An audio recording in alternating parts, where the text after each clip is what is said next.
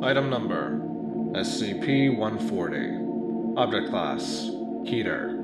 Special Containment Procedures: SCP-140 must never be brought closer than 15 meters to any source of standard ink, human blood, or other fluids suitable for writing. Any contamination by blood or ink must be reported immediately.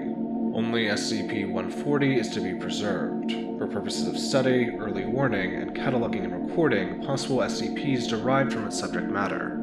SCP-140 is contained at Site-76 in a sealed vault containing a single desk. At this time, no research is to be carried out upon the original SCP-140. Researchers are to read from prepared copies not bearing the signature of its author, which lack its properties. In the event of approved research, SCP-140 may not be removed from the vault, and readers may not be in contact with it for longer than 9 hours. Access requires written approval from the head researcher for the explicit purposes of testing. An armed guard stationed outside the vault will meet any attempted theft with deadly force.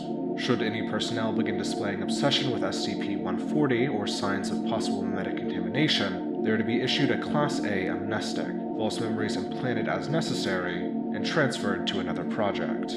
Transferred personnel must be monitored for signs of relapse. Description: SCP-140 is a modern hard-copy book with an unremarkable black binding and an unknown number of white pages. The book jacket is missing, but the title, A Chronicle of the Devas, is clearly legible. The inside cover is signed by the author, whose name is indecipherable. The text is copyrighted 19... Careful examination reveals there are far more pages between the bindings than could be contained within them. Readers admit to feelings of paranoia, unease, and occasional nausea while reading SCP-140, although this may be related to the subject material. Nonetheless, readers almost universally describe SCP-140 as fascinating, and express continued interest despite its frequently unsettling content. 1 in 15 readers describe SCP-140 as having a faint odor of dried blood. SCP-140 is a detailed account of an ancient civilization originating in what is now south-central Siberia, identified as the Davites. Although like all cultures, the Davites evolved and changed over time, they appear to have exhibited unusual continuity. Universal fixtures of the Davite culture in all periods included militarism, conquest, ancestor worship, urban centers ruling over large slave populations, gruesome human sacrifice, and the practice of apparently efficacious thaumaturgic rituals. A variety of relics and creatures produced by the Davite culture would be abnormal or dangerous enough, if the account is to be believed, to qualify for containment in their own right. If SCP-140 comes into contact with any fluid suitable for writing, including human blood, the account of the Davite civilization's history expands. Human blood appears to be the most potent of possible writing substances, but in any case the amount of new material does not correspond proportionally to the fluids introduced. Although these new segments sometimes include new descriptions of rituals or cultural traits or illustrations of previously covered material, they more frequently include new, more recent accounts of information, chronicling the continued history of the Davite civilization, or descriptions of new individuals and artifacts. Formerly decisive defeats become setbacks. New persons and events are inserted. Foundation archaeologists have discovered corresponding new artifacts and traces of the Davite civilization in applicable locations and strata, in some cases found in dig sites that had already been thoroughly explored. Although at times the Davites were a collection of city-states, they appear to have consistently returned to imperialism under theocratic aristocracy, the Deva, practitioners of cannibalism and thaumaturgy. Although initially Foundation researchers believed the Deva to have been a hereditary class recycling the names of noteworthy individuals, evidence and the events of now suggest that the Deva possessed preternatural longevity as a result of several researchers, notably Professor have concluded that the Deva were so divergent from modern humans as to be a separate subspecies, a conclusion supported by graphic representations within SCP-140 and SCP-140 is remarkably detailed by the standards of a primary source, seeming closer to a biography than a historical text. It includes lurid descriptions of sacrificial rites, battlefield descriptions, daily life, and the life stories of various noteworthy individuals, including quotes and dates of birth. Over distinct individuals have been recorded, including the individual presently termed SCP-140-A, of which only are accounted for by recorded deaths. Foundation archaeologists have discovered several sites containing ruins consistent with the supposed Davite culture, in various locations across Siberia, northern Iran, and Mongolia. Artifacts and traces of intercultural conflict and contact have been discovered as far west as the Carpathian Mountains and as far east as northern Pakistan and China. These include SCP Addendum 140-A. SCP-140 was originally found in the office of deceased historian. The previous owner was discovered at his office at university, having expired from self-inflicted lacerations on both wrists. There were no traces of his blood in the office, and his colleagues claimed during interviews they discovered a note in faded ink in his handwriting next to SCP-140. All witnesses were administered Class A amnestics and false memories implanted. Historian's note: I have to know. I'm sorry. All texts within 15 meters, except several books relating to the history of the region, were blank. The remaining books now included accounts of supposed interaction between the Davite civilization and the subject cultures, or applicable discussions of Davite history and culture. These texts were confiscated. All printed forms and media were blank. All pens, printers, and ink cartridges were empty. Addendum 140-B. Although SCP-140 was published during the 20th century, the tone of the book suggested a recounting of events, individuals, and practices experienced firsthand by SCP-140's unknown author. Foundation investigators have tracked SCP-140's publication to the printing house in a batch of copies self-published by a wealthy individual, hereby termed SCP-140-A. SCP-140-A's signature on the contract matches the strange signature inside SCP-140. More than 41 of the copies produced in this batch were apparently leached of all ink by the remaining copies. To date, Foundation agents have recovered and destroyed of the remainder, but between remain at large. 2 expansion events have been reported during periods when SCP-140 had never been exposed to fluids of any sort, or removed from its vault. An investigation and manhunt for the author of SCP-140 is ongoing. In the event of contact, agents are advised to Addendum 140-C. Through study of SCP-140 and other contained objects related to the Davite civilization, Foundation researchers have concluded that, transposed to the modern era, the resurgence of a hostile Davite civilization in history more recent than CE would constitute a grave and even possibly retroactive threat to the Foundation and modern civilization as we know it. Even best-case projections of Davite resurgence in the modern day suggest a CK-class restructuring of modern society, and a worldwide conflict with a projected death toll of at least and an end to the Foundation's secrecy. Addendum 140-D. Journal. Found on his home PC and indicates that upon his initial reading of SCP-140, it ended with the almost utter destruction of the Davite civilization and the genocide of all known Deva in BCE by the forces of Chinese General Chen Kai. As a result of subsequent containment breaches, including those detailed in the journal, copious quantities of new material have been added, describing survivors regrouping and migrating to another region of central Siberia, rebuilding their empire steadily, and continuing to advance culturally and technologically.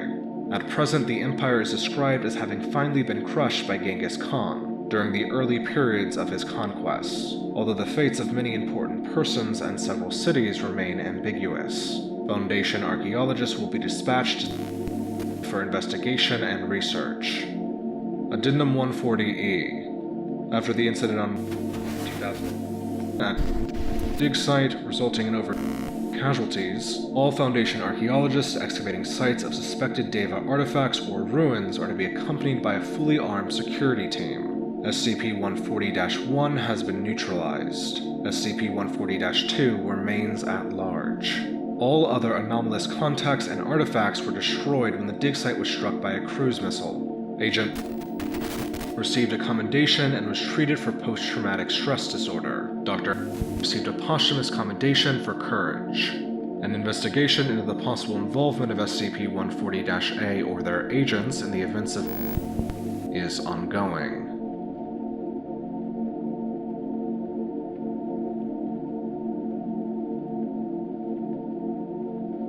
Item number SCP-3914. Object Class: Keter. Special Containment Procedures: as of the time of writing, all members of SCP-3914 remain uncontained and active. Given the considerable resources SCP-3914 has at its disposal, any operation to contain the group as a whole has been deemed infeasible. Instead, MTF Alpha-4, Pony Express, operatives have been embedded within Amazon.com Incorporated, and are to monitor the activities of any individuals involved with SCP-3914. In the event that an opportunity to capture a member of SCP-3914 should arise, MTF Psi-8, the Silencers, are to be deployed to detain the individual in question, and transport them to Site for containment and interrogation.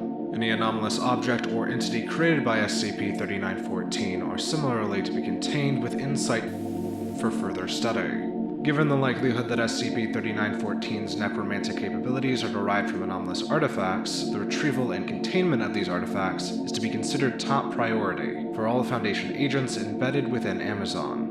Should any attempt be made by SCP-3914 to begin retail and distribution of its anomalous products to the public, any dispatched objects are to be intercepted by MTF Alpha-4 agents in an operation mounted by MTF Psi-8 to locate and terminate all members of SCP-3914 in order to prevent an SK-class Broken Masquerade event.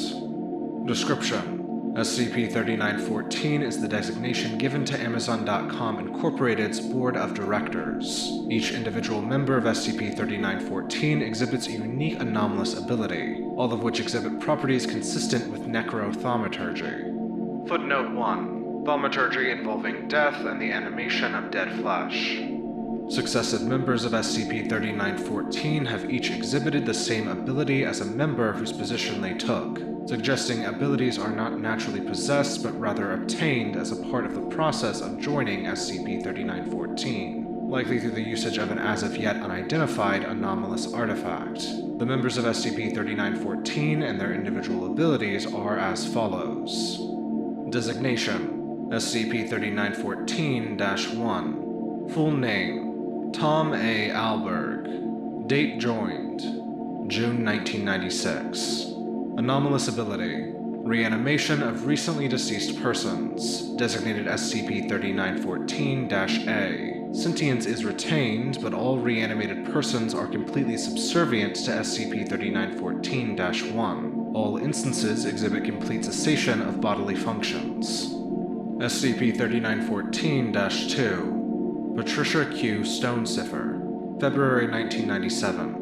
Reanimation of human remains, regardless of age. All sentience is lost during the reanimation process, but reanimated persons, designated SCP-3914-B, remain capable of basic motor function, and carry out all orders given by SCP-3914-2 to the best of their ability. SCP-3914-3. Thomas O. Ryder. November 2002.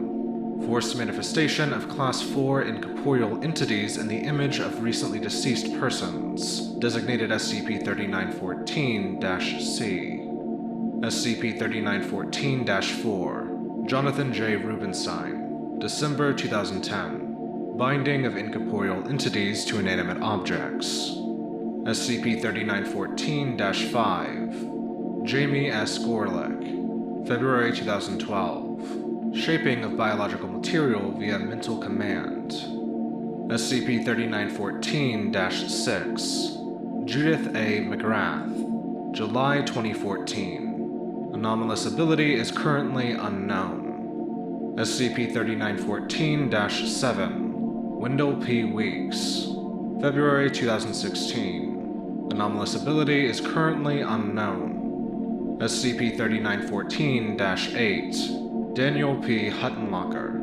September 2016. Complete cessation of life via touch. SCP-3914-0. Jeffrey P. Bezos. Date joined, not applicable. Anomalous ability, none. SCP-3914-0 appears to be an SCP-3914-A instance, used by SCP-3914 as a public figurehead. The members of SCP-3914 all seem to share the same goal of financial success of Amazon.com Incorporated, and make full use of their abilities to achieve this end. To date, 37 clandestine warehouses and 3 factories staffed entirely by SCP-3914-B instances have been discovered, and at least more facilities are currently believed to exist. Study of SCP-3914-B instances captured during Foundation raids has shown that instances have been created from both recently deceased persons, primarily homeless individuals or missing persons, as well as remains exhumed from multiple mass graves, some instances showing a level of decay consistent with years of decomposition. Furthermore, several employees of both Amazon.com Incorporated and several rival electronic commerce companies, as well as multiple politicians, law enforcement officials, and other public figures, have been determined through extensive investigation to be in fact SCP-3914-A instances. It is currently believed that these instances may have contributed to the failure of several investigations into Amazon.com Incorporated regarding illegal business practices. SCP-3914 was first discovered in following the discovery of an SCP-3914-C instance bound to an Amazon brand virtual assistant device. Originally given its own designation, subsequent investigations determined the existence of SCP-3914 and several anomalies under the control of its members, including more instances of SCP-3914-C. For its part, the members of SCP-3914 appear to be aware of the Foundation's existence, actively instructing all SCP-3914-B instances to respond violently to Foundation personnel. As of the time of writing, however, SCP-3914 has made no attempt to directly contact the Foundation, and as such is believed to be entirely hostile. Addendum 3914-A. On March 18th, MTF Alpha-4 Operative D. Thompson reported a brief encounter with SCP-3914-1 and SCP-3914-8 in an elevator at Amazon.com Incorporated's headquarters in Seattle, Washington. Thompson reported that the encounter only lasted a few seconds and that no words were exchanged, suggesting it was of little importance. 3 months later, Thompson requested a transfer back to site, citing a belief that SCP-3914 was growing suspicious of him. Thompson's request was granted, and he left Amazon.com Incorporated the following day. On June 27th, Thompson arrived at site and immediately triggered thaumaturgical detection systems upon entering the site's lobby. Thompson reacted violently to this, lethally wounding the site receptionist and 2 facility security officers using his standard-issue sidearm before he could be terminated. Following his successful termination, examination of Thompson's body confirmed he had undergone complete organ failure 3 months prior, suggesting he had been killed by SCP-3914-8 and reanimated as an SCP-3914-A instance on the day of the reported encounter. An inspection of his personal belongings revealed a sophisticated tracking device, suspected to have been produced on the orders of SCP-3914, concealed within his clothing. Following this incident, all infiltration of Amazon.com Incorporated by MTF Alpha-4 is to be halted indefinitely, with all personnel assigned to SCP-3914 to instead redirect efforts towards finding a method to contain or terminate all members of SCP-3914. Until this comes to fruition, all site staff are to be made aware that SCP-3914 is aware of the site's location and actively hostile to Foundation interests. As such, all staff should practice increased vigilance, and any evidence of potential surveillance or otherwise unusual activity should be reported to Site Director K. Ellis immediately. Addendum 3914-B.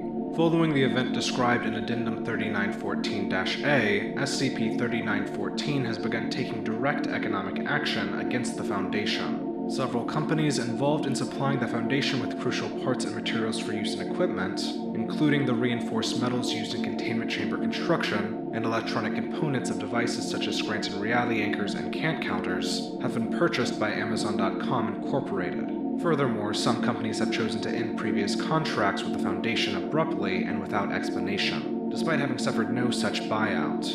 As such, it is currently hypothesized that members of SCP-3914 have killed and reanimated the directors of these companies as SCP-3914-A instances.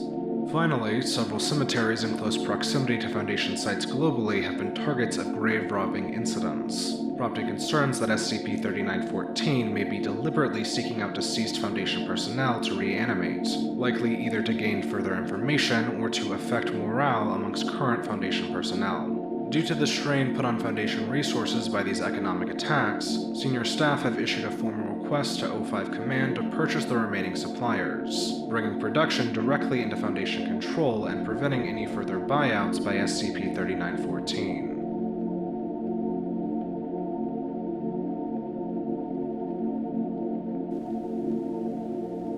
Item Number: SCP-6255. Level 2 Restricted.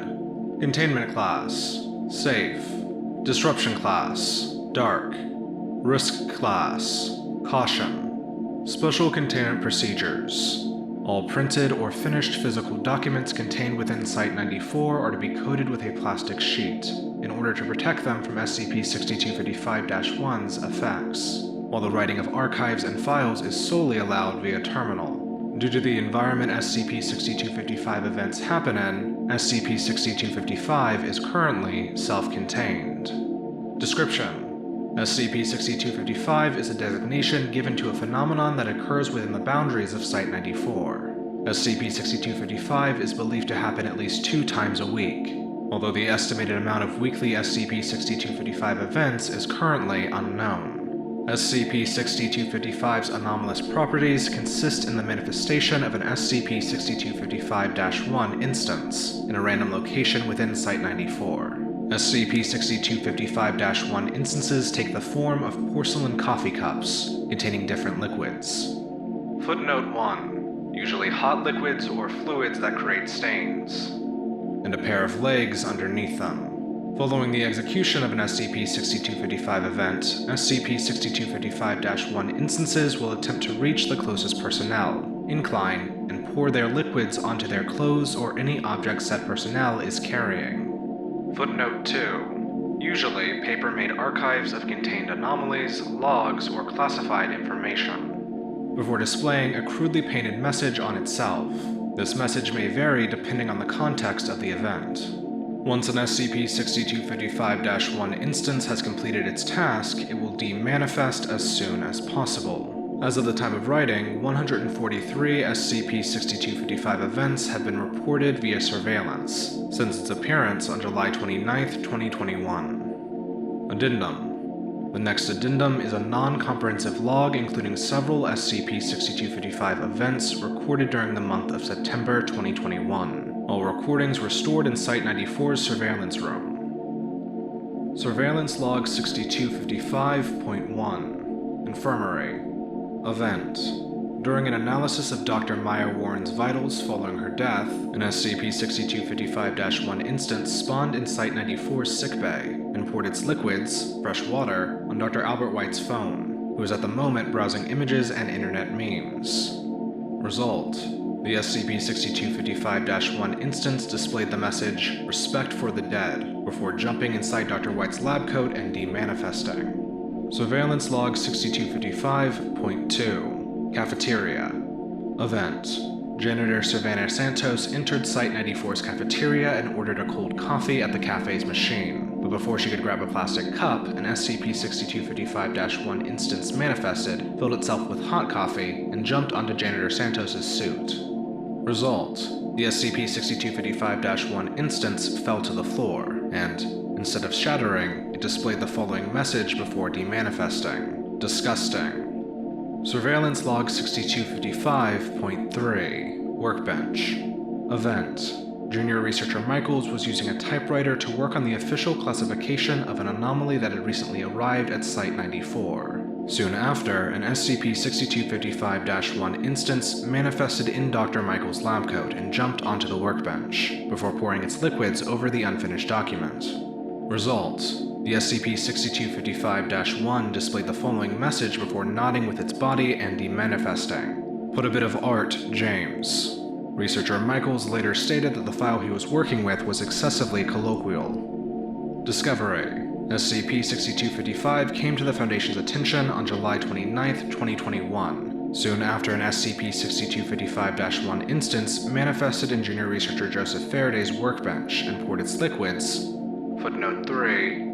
hot coffee, onto the document researcher Faraday was working with. Following the SCP-6255 event, the SCP-6255-1 instance spawned a note from within its interior before demanifesting. Roses are red, violets are blue. If paper is white, then art's what you can do. Are we cool yet? Junior researcher Joseph Faraday hasn't been affected by an SCP-6255 event since the anomaly's discovery.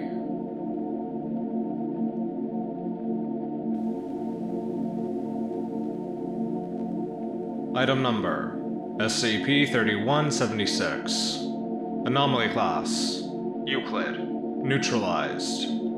Threat Level: Blue. Special Containment Procedures: as SCP-3176 is technically composed of loyal Foundation personnel and temporally delocalized, no active containment is either necessary or feasible at the present time.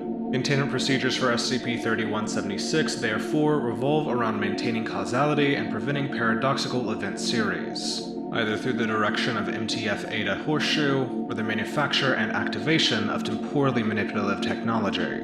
Documentation on SCP-3176 is to be placed in variable chronolock, as is standard for temporal anomalies of this type. Queries may be brought up at any time with the current project lead. If they are not available, contact may be established with a predecessor or successor, dependent on circumstance. Notice: the following section of this document, created February 2nd, 2025, contains outdated information, i.e. that this anomaly in question is still extant, and should not be considered an accurate representation of its current effects. It is preserved here for archival purposes. Dr. Alice Forth, Department of Temporal Anomalies, Retcon Division. Description: the designation SCP-3176 refers to a series of temporal anomalies, revolving around an as-yet unformed mobile task force. The task force in question, MTF-Eta then, Cause and Effect, will apparently be created with the aim of retroactively preventing containment breaches that could otherwise have posed a large-scale threat to Foundation personnel or infrastructure. The devices capable of allowing MTF-Eta Horseshoe to travel backwards through time are expected to be developed by Foundation scientists at some point in the late 2600s. Said Foundation scientists have agreed to trade such technology for samples of present-day literature, fossil fuels, and endangered species of plant and animal. The following is a timeline of all major events relating to either SCP-3176 or MTF-Eta Horseshoe. Event Number 1. Date: February 9th, 2024. First recorded manifestation of MTF-Eta Horseshoe. All 16 members appear and successfully halt a breach of SCP. Entities provide Foundation personnel with documents relating to their formation, but are unable to be conclusively interviewed before demanifesting. Event Number 2. November 4th, 2024. MTF-Eta Horseshoe manifests and attempts to enter SCP's containment cell. All members of the team are apprehended, and several interviews are conducted. The team's date of formation remains unclear, as no agent possesses knowledge of events prior to their development, but their scheduled date for return is identified as April 9th, 2029. While personnel are attempting to discern the nature of the anomaly, a second iteration of MTF-Eta Horseshoe covertly manifests, and performs routine maintenance on SCP's chamber. Both iterations demanifest shortly afterwards. Event Number 3. February 19th, 2025. Plans are made for the future development of MTF-Eta Horseshoe, with advised recruitment from Task Forces Beta 10 and Rho 5. Research begins into the development of required equipment. Event Number 4. August 28th, 2025. Prototype Temporal Distortion Engine 3167 Alpha is developed. Event Number 5. March 17th, 2026. Official completion of Prototype 3176 Bravo, and the birth of Agent Miguel, leader of MTF Rho 5 and later member of MTF-Eta Horseshoe. Event Number 6. April 20th, 2026. Initiation of Prototype 3176 Golf. Due to an unforeseen malfunction, this results in a DT-class split timeline scenario, in which two versions of the same timeline run parallel to one another. Both timelines are aware of this, thanks to enhanced cross-temporal detection software. Event Number 7A. April 22nd, 2026, 1. Attempt to activate 4th Zion concatenators fails, due to the lack of corresponding unit in the secondary timeline. Event number 7B, April 22nd, 2026, 2. 4th Zion concatenator violently disabled by MTF Eta Horseshoe, apparently originating from September 8th, 2029, with orders to prevent the merging of the two timelines. Agent was unintentionally terminated during the event's hostilities. Event number 8, April 23rd to May 1st, 2026, 1. Additional attempts to activate 4th Zion concatenators fail, due to continued lack of a corresponding unit. Event number 9, May 26, 2026, 1 and 2. A breach on November 4th, 2024 was halted by MTF Eta Horseshoe, launched backwards simultaneously in both iterations. Task Force Remanifests, apparently sent from April 9th, 2029, renamed to Time Consumers for unknown reasons. Event number 10, June 15th, 2026. Concatenation of timelines achieved manually, by replacing Prototype 3176 Golf with a functioning model, Prototype 3176 Zulu Zulu Lima, acquired from 2670 AD. Note that this causes the reversion of events from April 20th, 2026 to June 15th, 2026, resulting in no such split timeline scenario ever occurring. As the deployment of MTF Eta Horseshoe on May 26, 2026, 1 and 2 never happened, the breach continued to have happened. Dr. Forth expresses extreme concern regarding the convolution of logical causation. Event number 11, August 23rd, 2026. First developed deployment of MTF Eta Horseshoe. Task Force successfully deployed to November 4th, 2024, with instructions to prevent the breach. Excursion deemed successful, with Task Force returning to April 9th, 2029 as instructed. Remanifest the following day, renamed Bootstrappers, confirming lack of paradoxes. Event number 12, November 9th, 2026. Task Force successfully prevents containment breach on February 9th, 2024, with no identified incidents. Event number 13, January 2nd, 2027. Noted that the manifestation of a duplicate task force on November 4th, 2024, originally believed to have originated from May 26, 2026, 1 and 2, should have been reverted following the replacement of the prototype. MTF Eta Horseshoe sent back to April 20th, 2026 to covertly replace Prototype 3176 Zulu Zulu Lima with a faulty model. Split timeline scenario is thus caused to have always happened, as originally documented. Pending remanifestation of various iterations of MTF Eta Horseshoe, the project is put on hiatus. Event number 14, April 9th, 2029. Both iterations of MTF Eta Horseshoe return from November 4th, 2024. The iteration launched from May 26, 2026, 1 and 2 to November 4th, 2024 is renamed to Time Consumers to preserve continuity, amnesticized and sent back to May 26, 2026, 1 and 2. The MTF launched from August 23rd, 2026 to November 4th, 2024 is renamed to Bootstrappers to preserve continuity, amnesticized and sent back to August 23rd, 2026. Event number 15, September 8th, 2029. Noted that concatenation at April 22nd, 2026, 1 and 2 would prevent the launching of the alternative iteration of MTF Eta Horseshoe. Task Force deployed to April 22nd, 2026, 2, preventing said concatenation. All malignant paradoxes considered resolved, project immediately discontinued by Dr. Forth, due to a massive increase in work-related stress among the department's staff. Addendum, December 24th, 2056. The attempts to establish Mobile Task Force Russell 9, self-containing sets, a group specializing in altering the Foundation's history to better facilitate containment, were violently halted by an unknown iteration of MTF Eta Horseshoe, accompanied by the late site director Alice Forth, who physically assaulted the project lead, Dr. Teller. Due to the task force's apparent vehemence on the matter, and Dr. Teller's recent aversion to continuing the attempt, the project is being postponed indefinitely.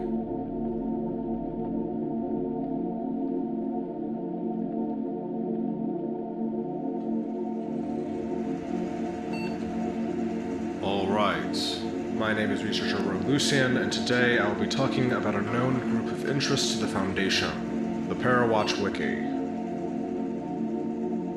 Group of Interest, Parawatch Wiki. Database ID 1109. Area of Operations: North America, Europe. Online sites. Threat level: Green. Overview. The Parawatch Wiki is an online web forum of conspiracy theorists, paranormal enthusiasts, and amateur writers, operating with the intent of investigating and exposing anomalous phenomena. Geographically, the group is disparate, its users primarily hailing from North America and Europe. No common background exists. Age, careers, and other demographics vary. The group's operations are mainly in the form of compiling stories on their forum, detailing encounters with paranormal phenomena, historical cases, and any unusual events users have experienced. While moderation has enabled a loose degree of coordination, further efforts are hindered by the sheer spread of the user base. Any impact the site could have is limited. Several clusters of members are noted to collaborate in exploring forested regions of the United States and Canada, though they are relatively small in comparison to the full group.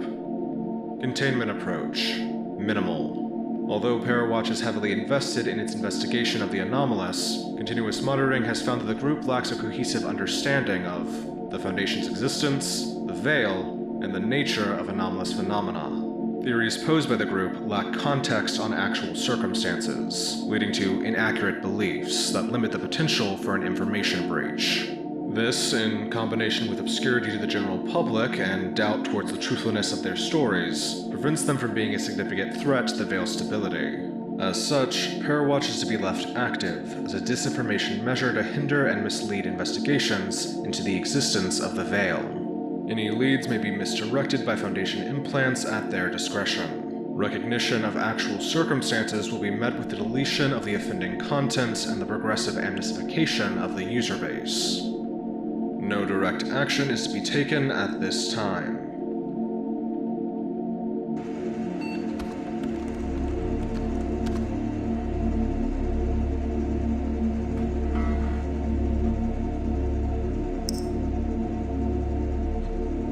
My brother used to be a fisherman. 6 in the morning, he'd shift out of bed, drift into the kitchen, sift through breakfast without so much as a single clink of a utensil, and once I'd wake up, the house would be empty.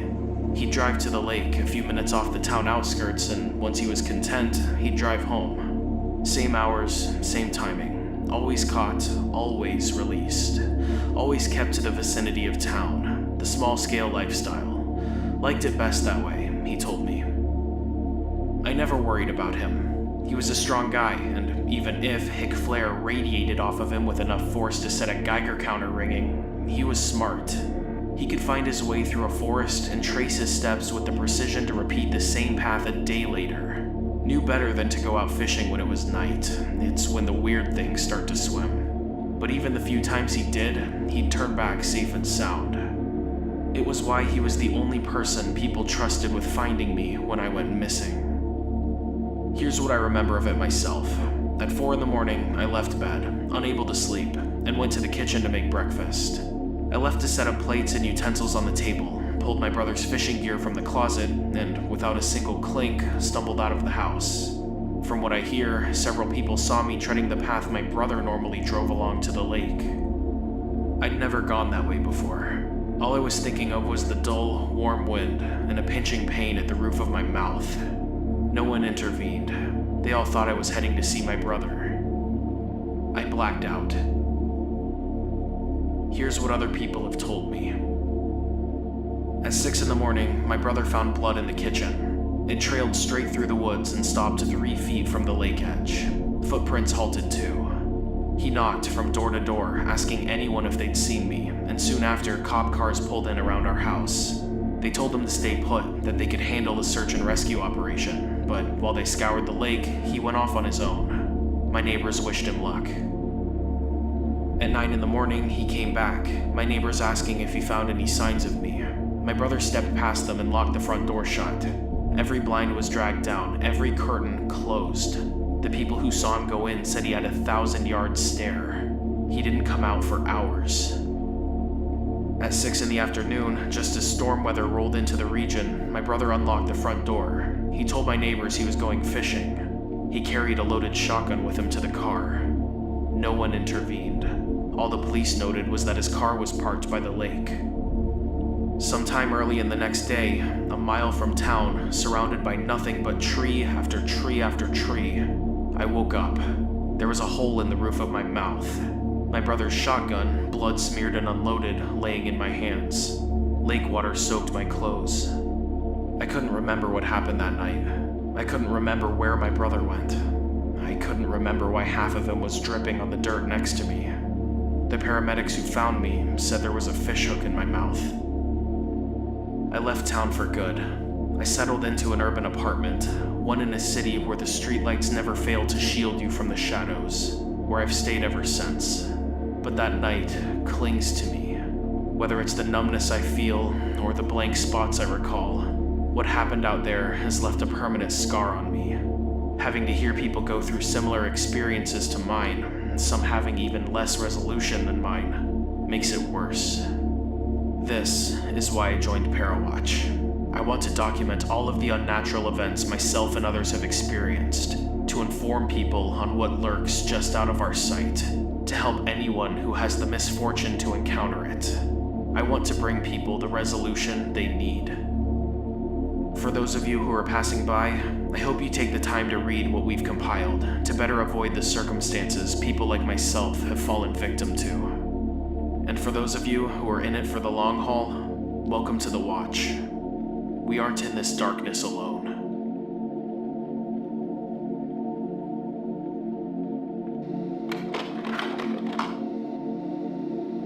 Foundation web crawlers are still currently scrubbing through each post on the forum to find any connection to any previous, existing, or currently undocumented SCPs. What follows is an abridged list of a number of anomalies associated with the Parawatch Wiki.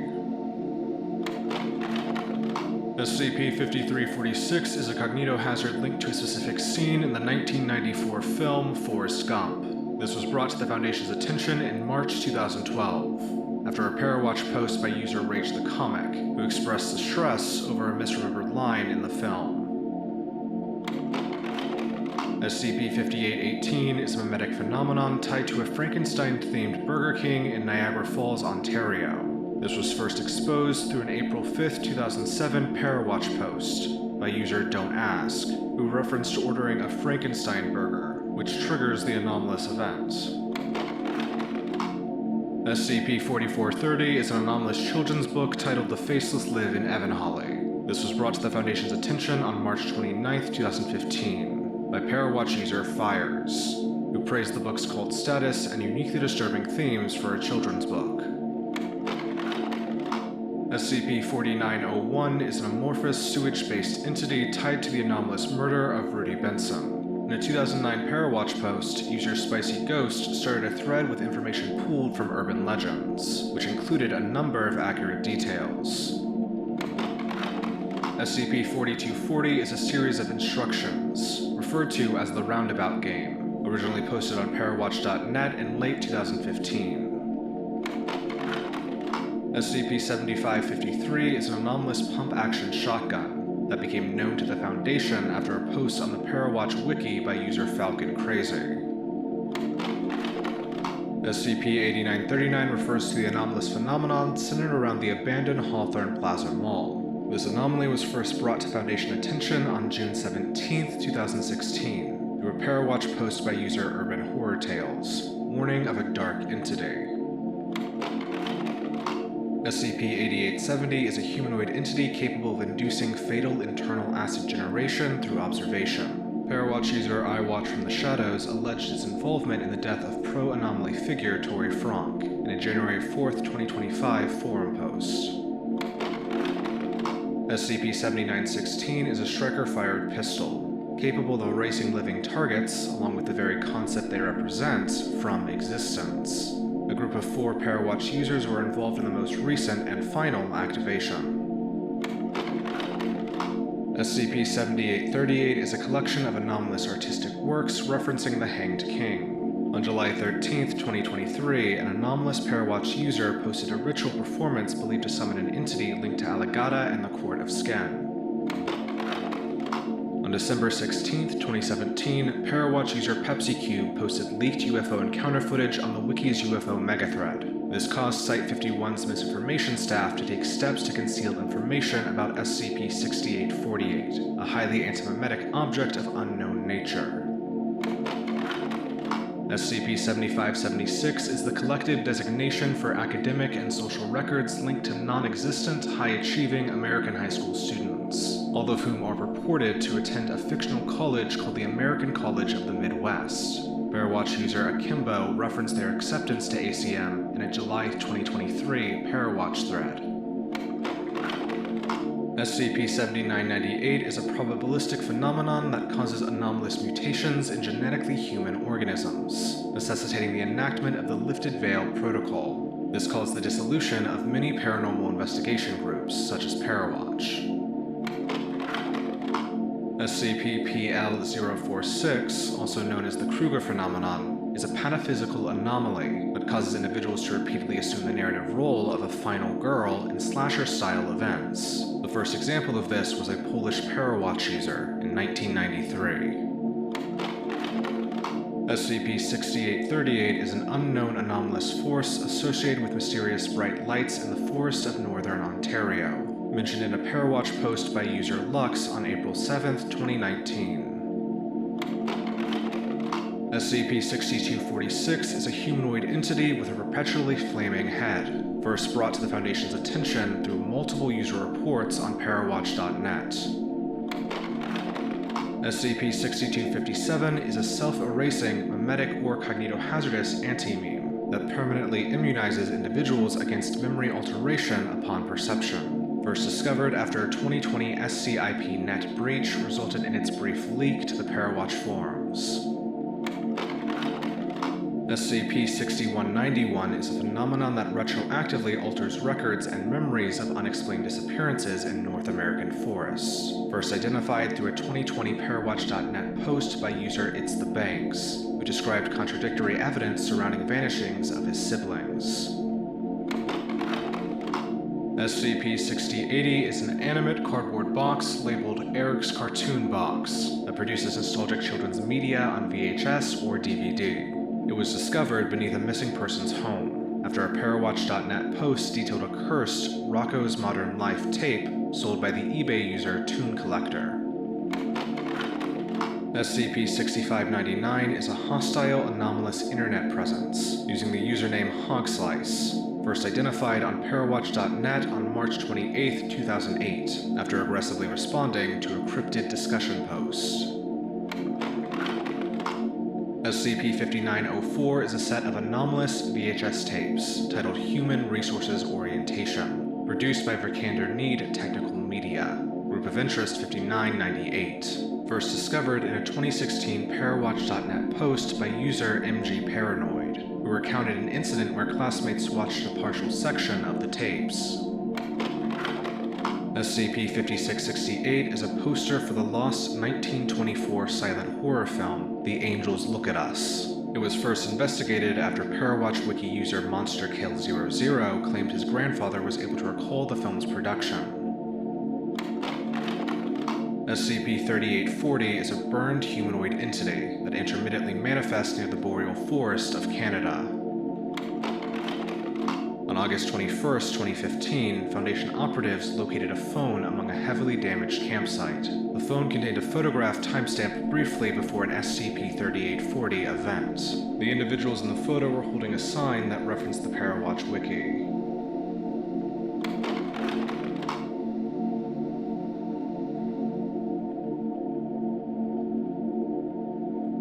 Item Number: SCP-141. Object Class: Safe.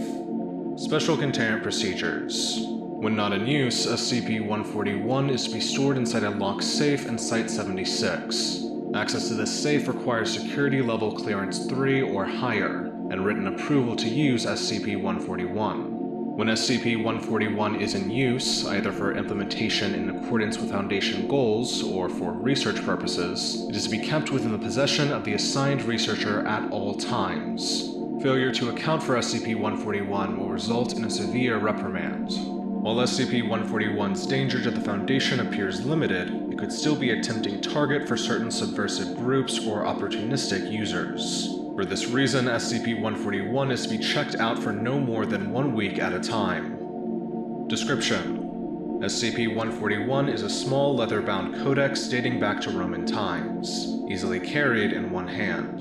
Despite its great age, it never acquires any additional signs of wear and tear beyond a somewhat aged-looking cover. Its thin papyrus pages are always crisp, and so far have proven difficult to tear from the codex's binding. All attempts at radiocarbon dating have failed.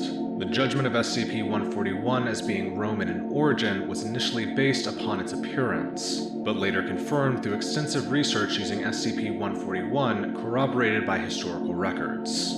The title is apparently Codex Damnatio, based upon the text on its spine. SCP-141's pages are written in Roman Republic-era Latin. It is a detailed description of notes and summations for a wide range of legal trials.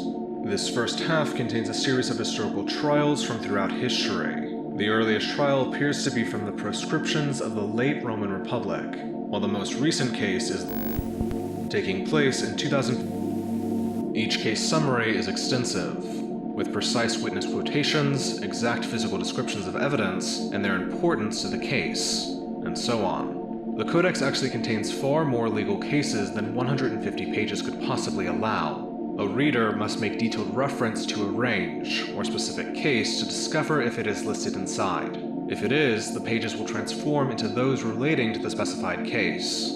This requires specific mentions of historical context surrounding the cases. Research with SCP-141, conducted by Professor revealed SCP-141 has apparently been employed in, among other important periods, a wide variety of Roman proscriptions, heretical trials of the Catholic Church, including the conviction of the Spanish Inquisition, the witch hunts of the 17th century, and the Red Scare of the mid-20th century. The latter half of the book is blank, and can be written in with any pen with black ink. A user of SCP-141 must provide detailed information about a criminal proceeding, including victim, evidence, witness statements, and suspects, and they must do so in Republic-era Latin. Later readings of the book will reveal these new cases in the first half of the book, written in the same handwriting as the rest, a very precise, careful hand.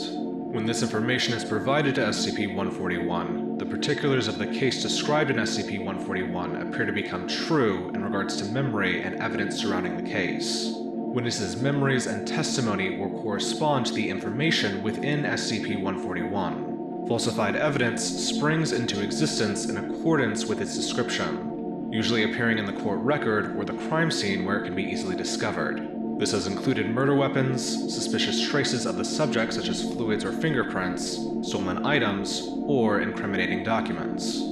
SCP-141 appears able to cause criminal activities that would not have taken place, although this requires even more precise wording and description of the particulars. The guilty party specified by SCP-141 may have a false memory implanted that corresponds with SCP-141's account of events, although this result requires a clever description of the desired scenario.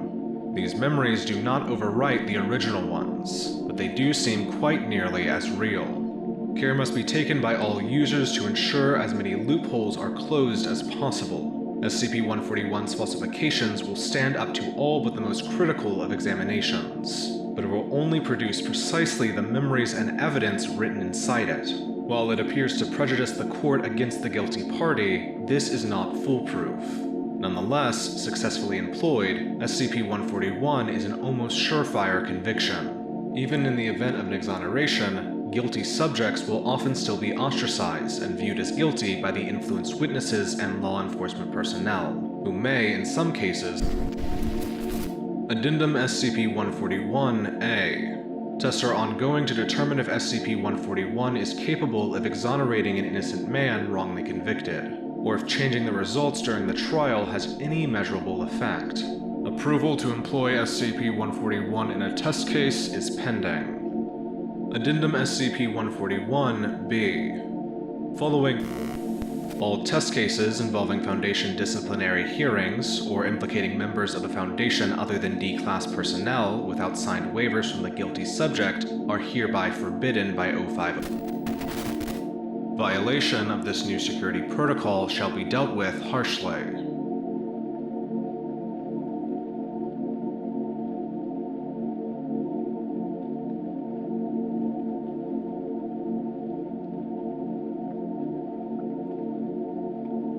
Item Number SCP-6261. Object Class Neutralized.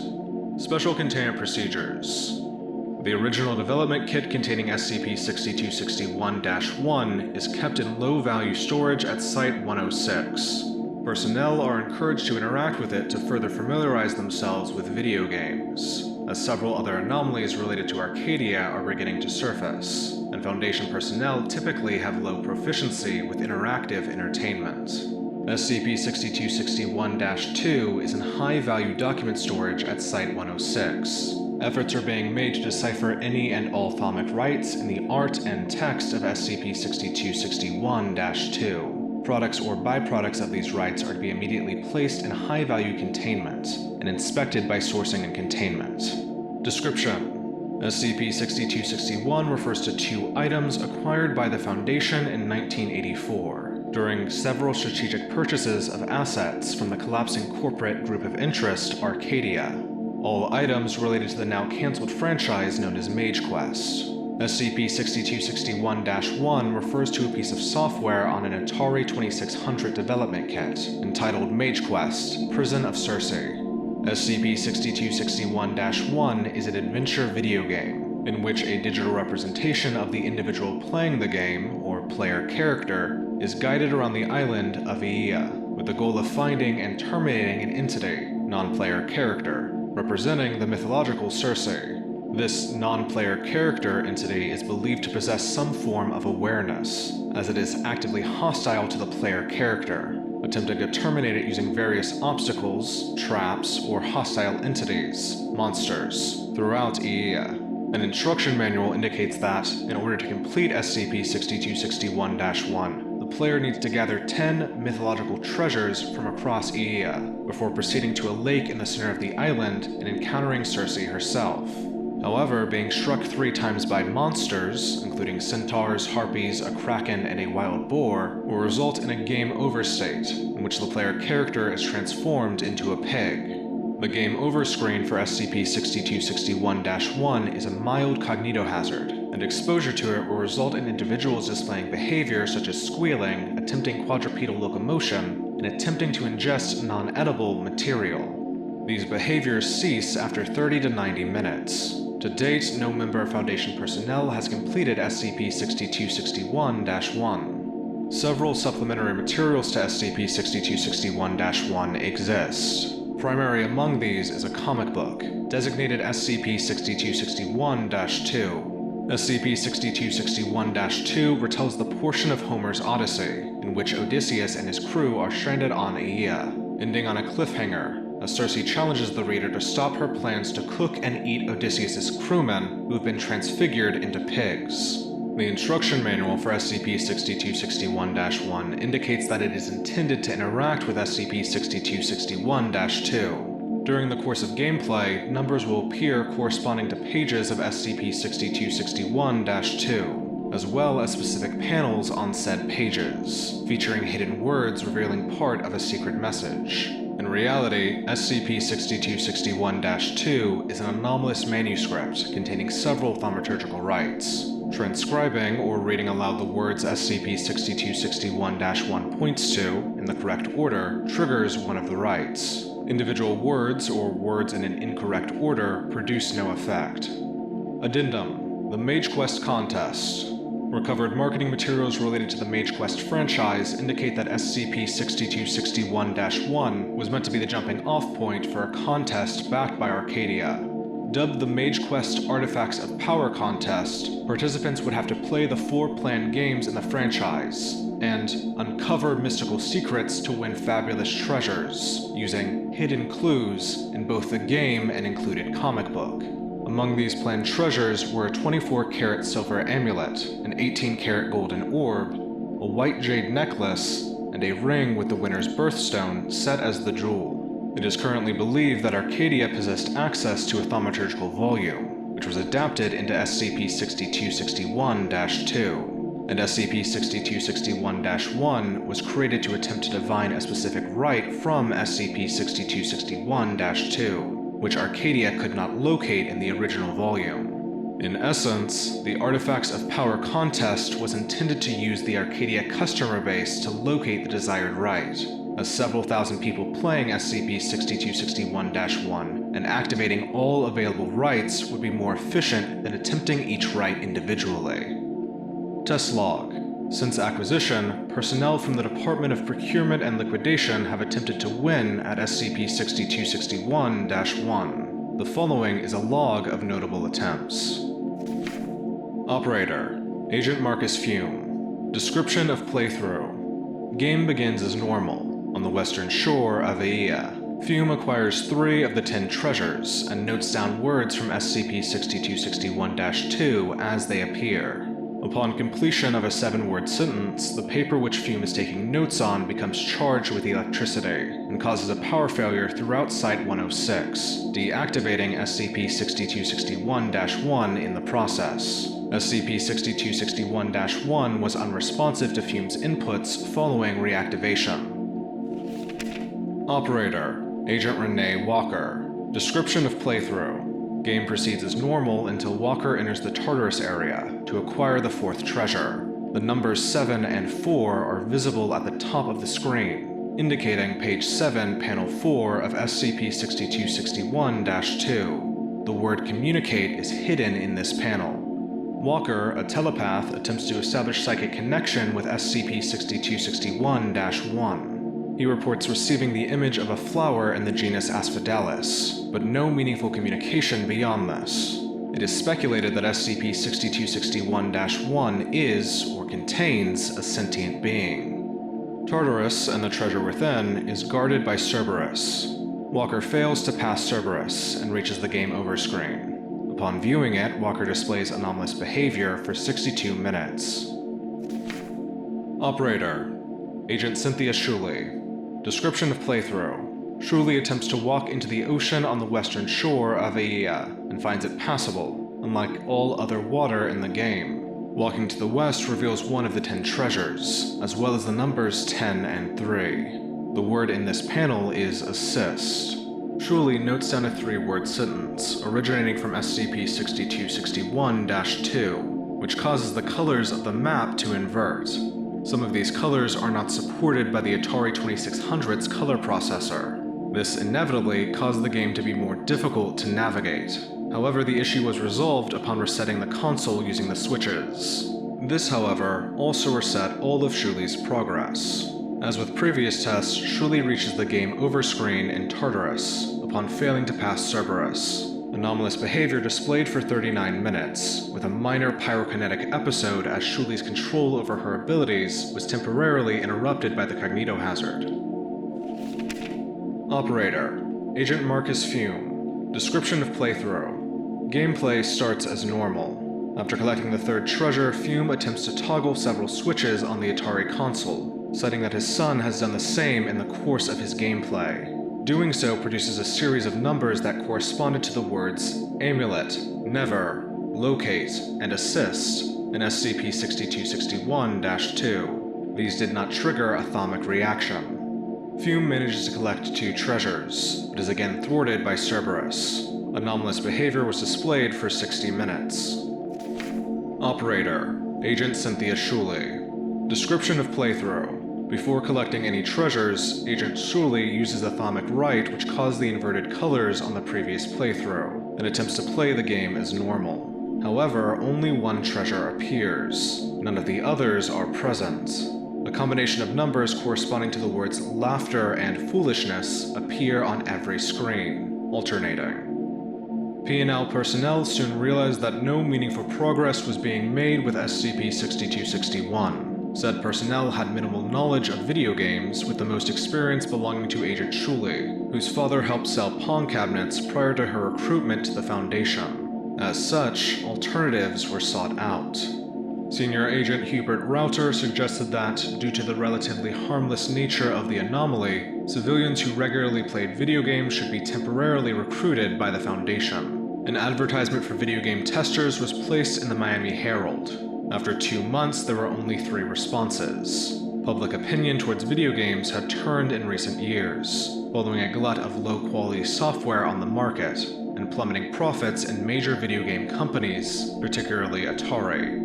Of the 3 respondents, 2 were able to collect 7 of the 10 treasures. The final respondent, however, showed much greater proficiency with SCP-6261-1. What follows is their intake interview. Intake interview 6261-3. Interviewer, Agent Router. Subjects, Digby Du Bois, subject, and Marianne Du Bois, subject's mother. Now, what's your name, young man? I'm Diggy Du Bois. Digby. He has a bit of a speech issue. And how old are you, Digby? 7. What's your favorite video game? I like Pac-Man and Donkey Kong and Mario Bros. And Miss Pac-Man and Adventure. And he spends $20 at the arcade every weekend. He's so proud of all the high scores he has. He kept tugging on my arm to come here. Said that it gave him a feeling. What kind of feeling? Smell. Like Pac-Man. Smells electric. Sorry, a smell? Digby. The doctor thinks he has synesthesia. That's a thing where senses get cross-wired, like how some people can hear colors. He says when he touches things, he can sometimes smell stuff.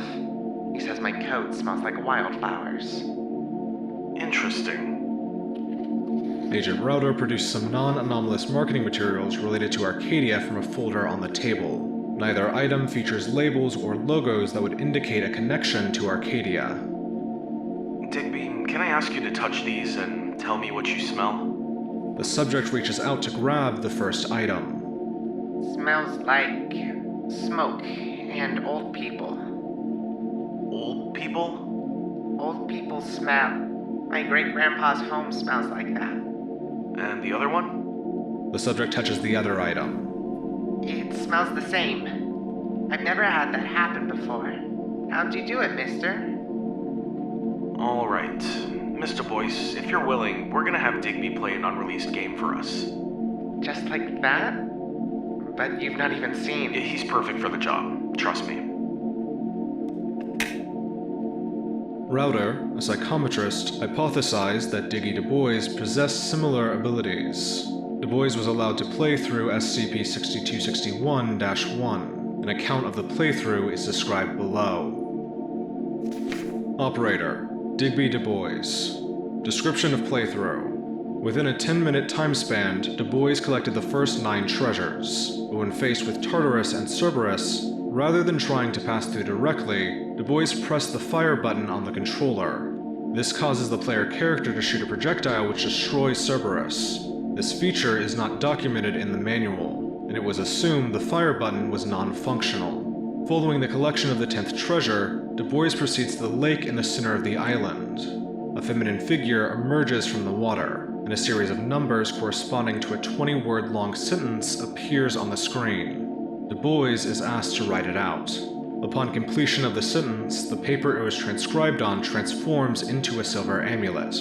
Before it could be collected by Router, who was observing, Du Bois grabbed the amulet, held it to his ear, before speaking to it softly. This action caused a powerful release of thaumic energy that, according to Du Bois, granted his wish, which was for video games to be good again.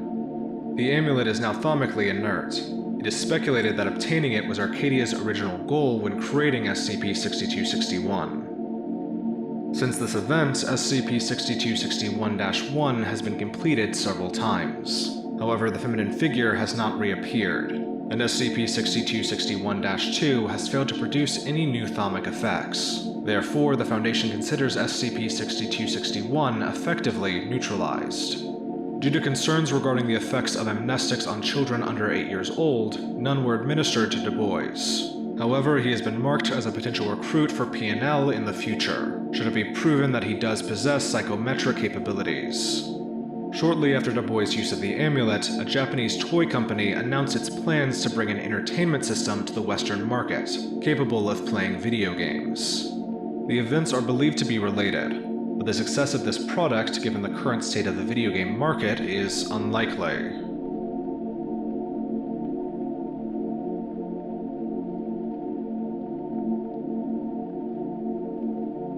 Item Number: SCP-956.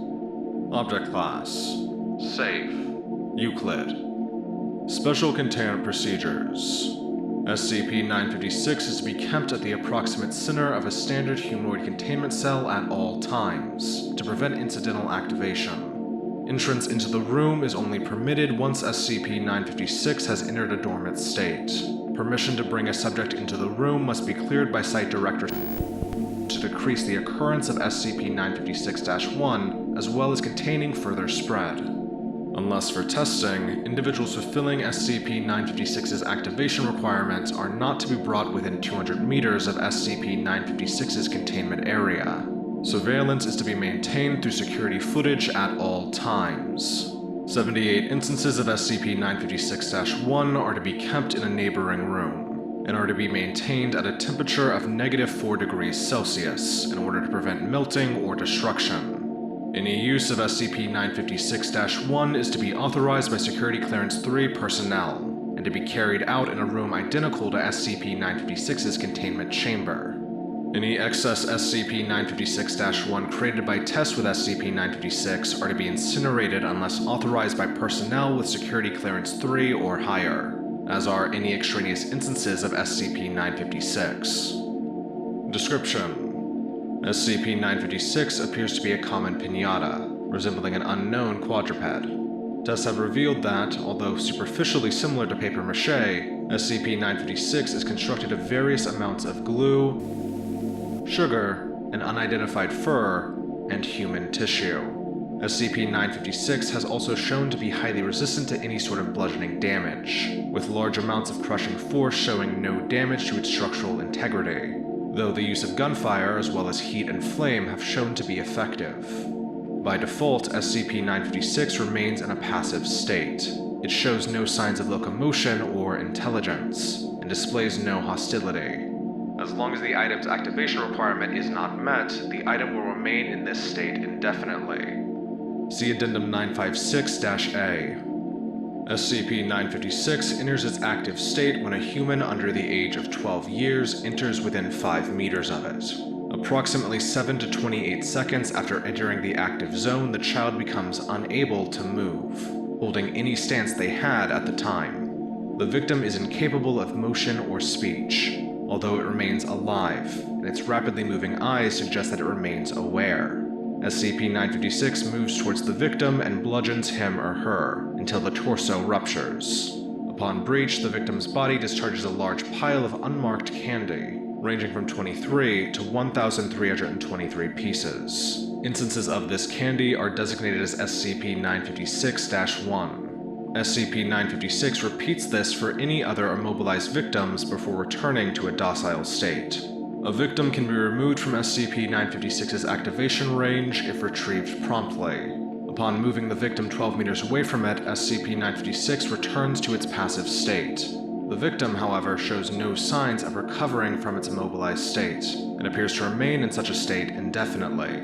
Autopsies of unbroken victims show that their body had severely dehydrated, leaving them brittle. Autopsies also revealed that pieces of SCP-956-1 had begun to grow out of the victim's organs, using the tissue as a component. The amount of SCP-956-1 appears to be directly correlated to time spent in SCP-956's activation radius. SCP-956-1's effects vary depending on the age of the human consuming them. Humans at the age of 12 years or older go into a seizure within 3 minutes of consumption, with a 5% possibility of cardiac arrest. There is an approximate 35% chance of survival for such subjects. Animals suffer similar effects, regardless of age. Children under the age of 12 undergo a different effect. They first enter a similar state to the immobilized victims of SCP-956, although they assume a standing stance, with their arms resting in front of them. The subject then experiences, in sequence, rapid hair loss, a sprouting of paper mache from their skin, and a complete restructuring of bone and muscle. The process takes 9 minutes to complete. Upon completion, the victim has transformed into another instance of SCP-956. These copies behave identically to SCP-956. There's a 0% chance of survival for these victims. Addendum 956-A. SCP-956 has recently begun to show locomotion outside of testing. It began to wander around its containment, tracing the perimeter of the room. It did this for about an hour before staring at a spot on the wall. Review of footage shows that it's faced this wall after deactivating during previous tests. Security has confirmed that SCP-956 is facing directly towards an elementary school. That school is kilometers away. Reclassification to Euclid status requested. Dr. Reclassification to Euclid granted. If its effects appear to reach beyond its containment, it is to be transferred to Site, which should keep it far enough away from potential victims. Retrieve any paralyzed victims or SCP-956-1, and administer Class A amnestics to witnesses and family. We don't need any more of these things around. Site Director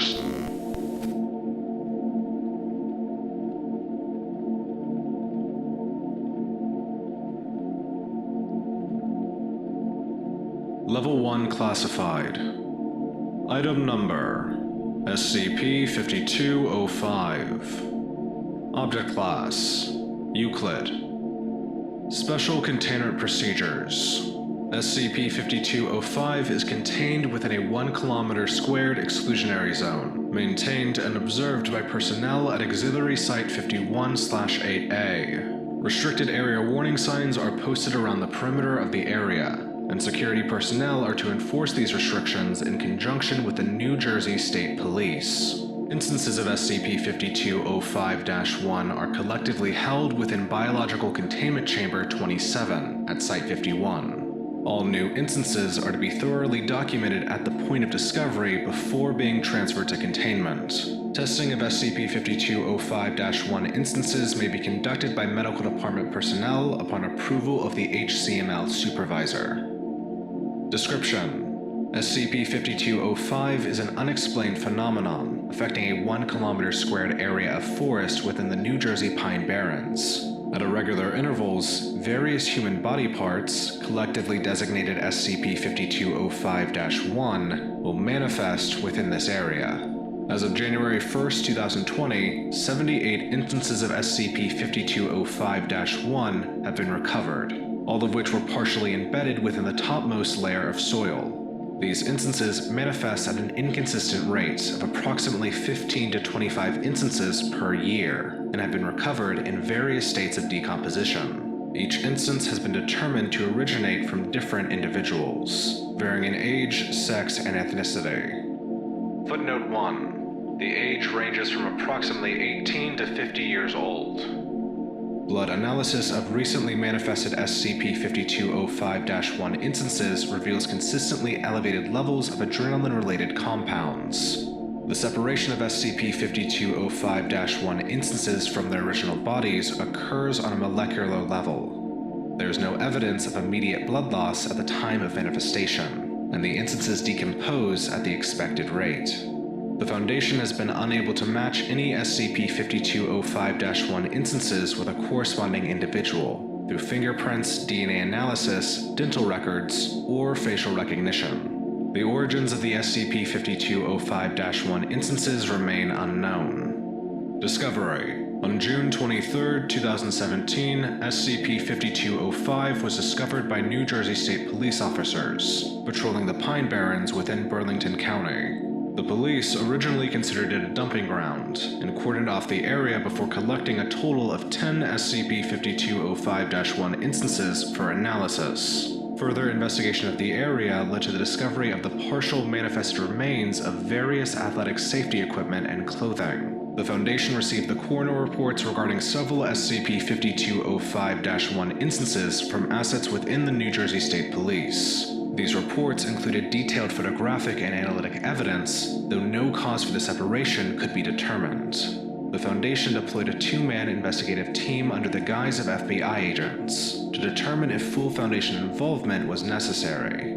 Thorough investigation of hospital and emergency care centers within the tri-state area revealed no corresponding injuries matching the SCP-5205-1 instances. The Foundation fully commandeered the investigation after personnel conducted detailed examinations of SCP-5205-1 instances and determined that mundane causes were unlikely. Following its arrival, the Foundation established Auxiliary Site 51/8A in the exclusionary zone around SCP-5205. All information regarding SCP-5205 was removed from public records. Members of the New Jersey State Police responsible for the discovery were amnesticized and released.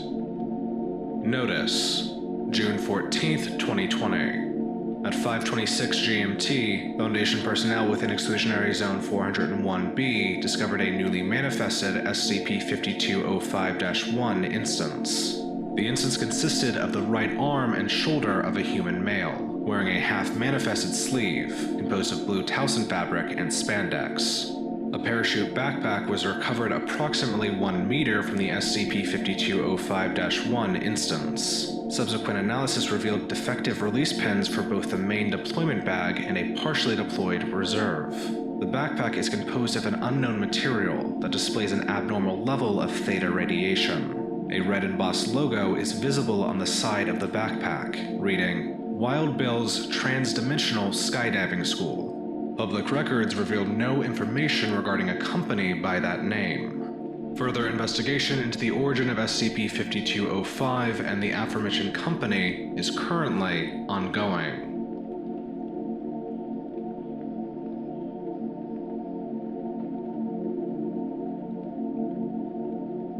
Item Number: SCP-3990. Object Class: Euclid.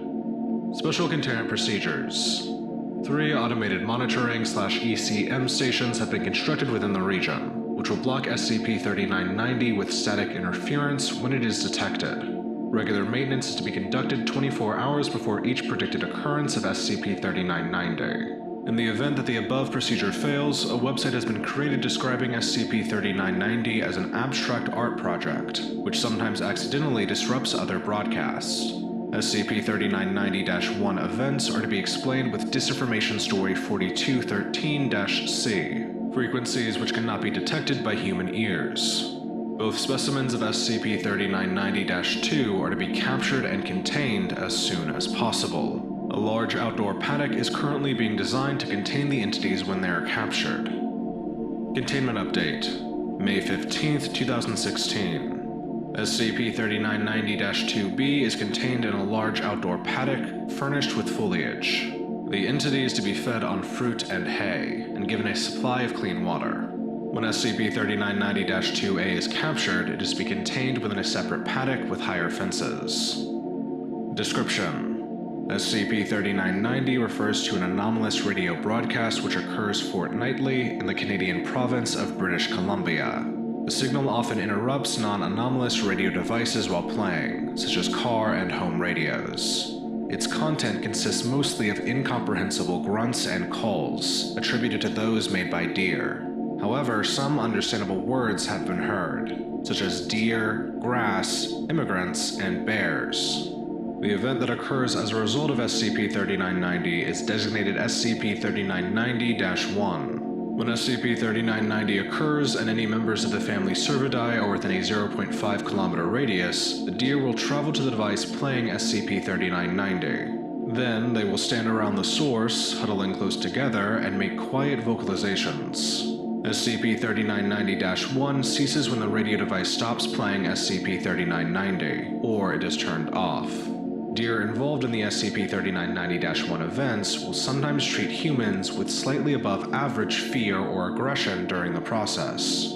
SCP-3990-2 refers to 2 entities, designated SCP-3990-2A and SCP-3990-2B, that are believed to be related to the origin of SCP-3990. The entities are deer of an unknown species, resembling those of the genus Odocoileus, but around 40% larger. SCP-3990-2 move at an extremely fast pace and can outrun vehicles such as jeeps and helicopters, clocked at a top speed of 135 miles per hour. Due to the evasiveness of SCP-3990-2, little is known about either them or SCP-3990 itself. Addendum: SCP-3990 was broadcast naturally 3 times prior to the construction of the radio towers. On the second occurrence, a portable radio was placed in a forest with a very large deer population. Logs can be found below. 1530. SCP-3990 begins with the sound of an unknown, rhythmic, metallic banging. 1532 to 1534. SCP-3990-1 occurs. Around 40 deer emerge from the surrounding foliage and crowd the radio device, awaiting the voiced portion of the transmission. 1535. The main body of SCP-3990 starts. Most of the transmission is incomprehensible deer grunts, but the English word apple is frequently heard. When the first instance of apple was spoken, the deer were noted to look at each other. 1537.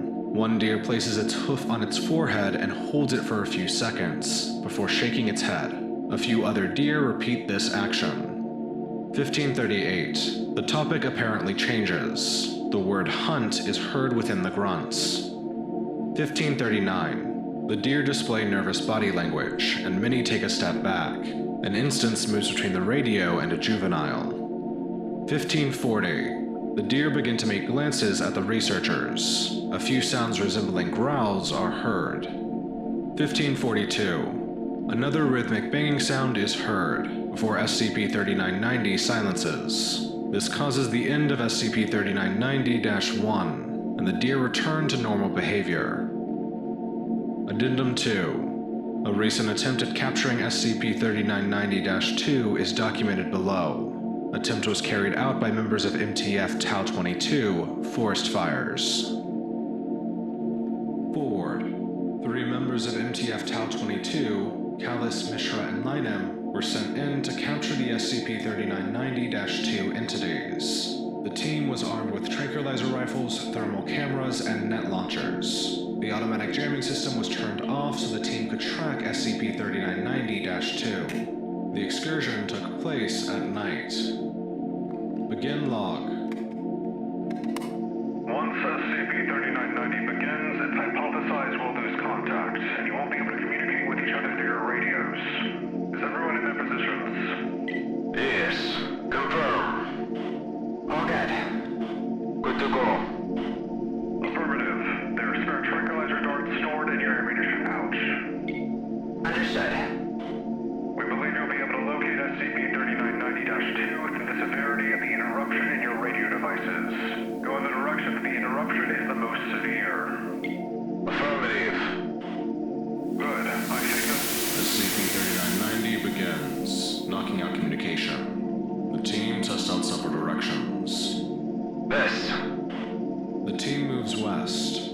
Callis checks his tranquilizer rifle. Mishra suddenly extends a hand. Stop. I heard something. Light 'em. You should keep your earpiece in case the direction changes. Mishra and Callis point their weapons into the forest before a small herd of deer emerge and begin traveling in the direction the team was heading. I guess that confirms it. Let's keep moving. The team continues west, following the deer herd closely behind. Soon, another herd emerges from the shrub, heading in the same direction. We can take off our earpieces now. I think we have something more accurate to follow. Good idea. The team remove their earpieces and follow the deer herds. A low susurration can be heard not too far away. I think this is it. More and more deer emerge from the forest, heading in the direction of the sound. The deer pay little attention to the team. We must be getting close now, surely. Ready your rifles. The number of deer is increasing rapidly, and the team are struggling to find space to move. How are we even going to tranquilize the damn things to all these deer? I don't know. We'll have to keep pushing, I guess. The team pushes further through the crowd of deer, which seem to be completely unfazed. Another sound is picked up by the deer over the noises of the crowd. I think this is it. It's louder than the ambience. The team forward until they reach a firmly placed crowd of deer, with no gaps for movement. Turn on your torches. We need to find a path forward. The torches are turned on and the area is scanned. Shit. The torches focus on two large entities, SCP-3990-2A and SCP-3990-2B. They are standing in a clearing, surrounded on all sides by deer. SCP-3990-2A is bipedal, but struggling to be so and hunched over, while SCP-3990-2B walks on all fours and appears malnourished. SCP-3990-2B has a large radio device strapped on its back and has antlers made of a metallic substance. Both entities are facing away from the team. The entities slowly turn to face the team, as do all of the deer in the vicinity. The only noise is from the radio devices, which are giving off loud white noise. Now. Linem fires a dart, which pierces SCP-3990-2B's neck, causing it to become sluggish and stumble. The deer in the vicinity scramble past the team, knocking down Mishra and trampling over her. In the scramble, SCP-3990-2A appears to tear off SCP-3990-2B's antlers and the radio device, before darting into the forest with the rest of the deer. SCP-3990-2B collapses, unconscious. You okay, Mishra? I think my right leg is broken. Fractured, at the very least. Just turn on the radios and contact Command. Tell them we got one of them. Command, this is Callis. SCP-3990-2B is tranquilized. Good. We're sending in a collection team. Affirmative. Afterward, SCP-3990-2B was transferred to a containment paddock and is currently in healthy condition, exhibiting no anomalous effects apart from its size. Addendum 3. On August 14th, 2000, an event occurred which involved SCP-3990-2. The event has been designated Incident 3990-03 and affected Northwest British Columbia. Incident 3990-03 affected television devices and was a broadcast intrusion event resulting in programming being hijacked by SCP-3990-2A. The hijacking lasted for approximately 12 minutes before ending, at which point the televisions returned back to normal, with no negative effects to the device. The broadcast began with SCP-3990-2A running through a forest. The entity's face was slightly rounded, and it possessed SCP-3990-2B's removed antlers inserted into the sides of its head. SCP-3990-2A began with incomprehensible verbalizations. The camera used in the broadcast was heavily distorted and unfocused. SCP-3990-2A then began to pace back and forth, while stating the phrase, "today's headlines," several times. At this stage, several normal deer were seen in the background. The entity then began to speak broken, monotone English about several apparent subjects, such as bears and a water shortage. Towards the end of the broadcast, SCP-3990-2A tapped the camera with its hoof, which had split into 4 autonomous fingers. SCP-3990-2A stared at the camera for approximately 40 seconds before dropping the camera, at which point the broadcast abruptly ended. In response to this incident, posters have been put up in the region linking the hijacking to the hoax website. See Containment Procedures. It is unknown if further television hijackings will occur in the future.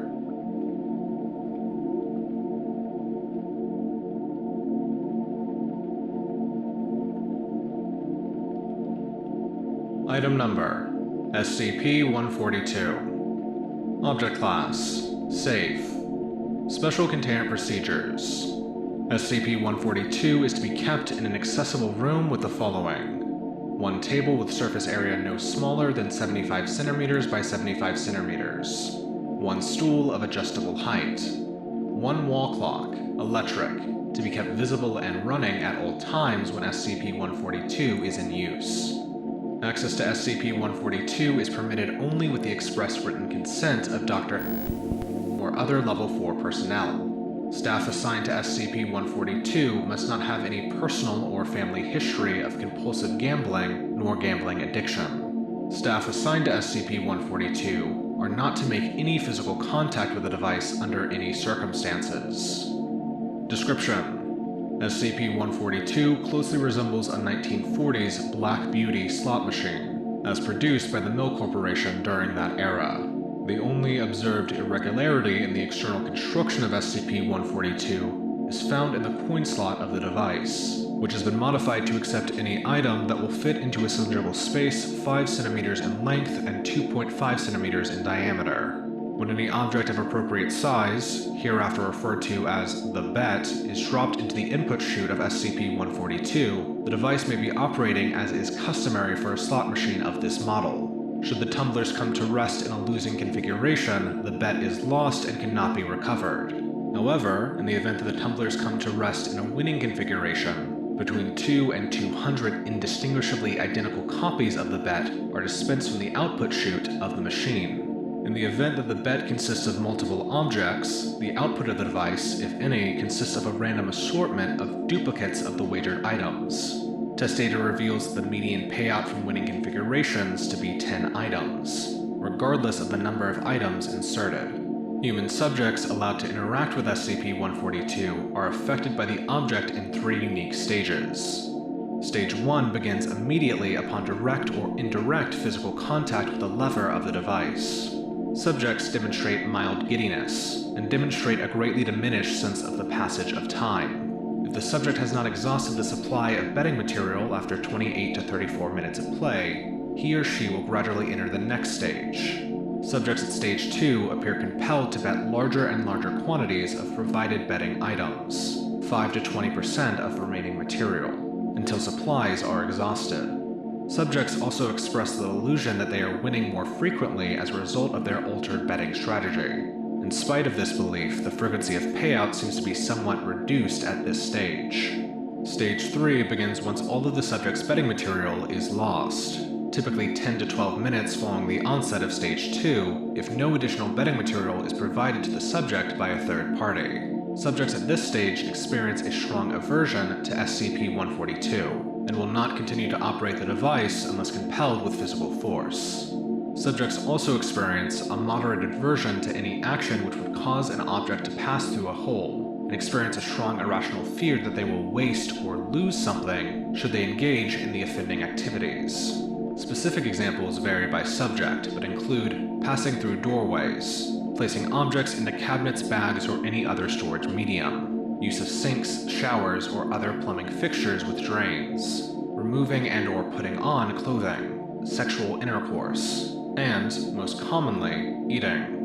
Roughly 62% of subjects that reach Stage 3 will expire due to starvation or malnutrition, unless actively compelled to eat or provided nutrients through other means. Any subject restrained or otherwise removed from interaction with SCP-142 during Stage 1 will recover in full within 1 hour.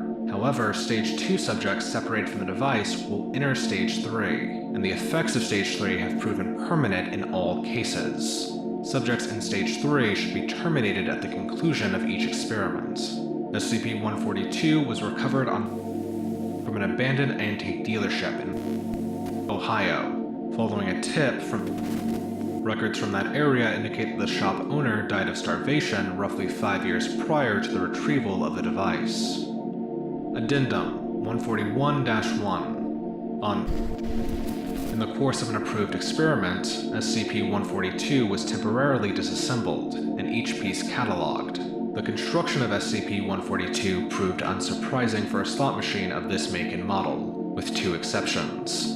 Component 142-0046, the lever of the device, was found to contain several unexpected alloys, including contact with the lever has no effect when not connected to the rest of the apparatus.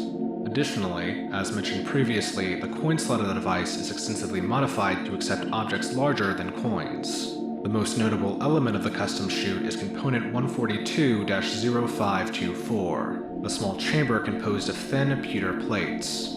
Component 142-0524 appears to serve as both the holding mechanism for betting material and the dispenser for payouts.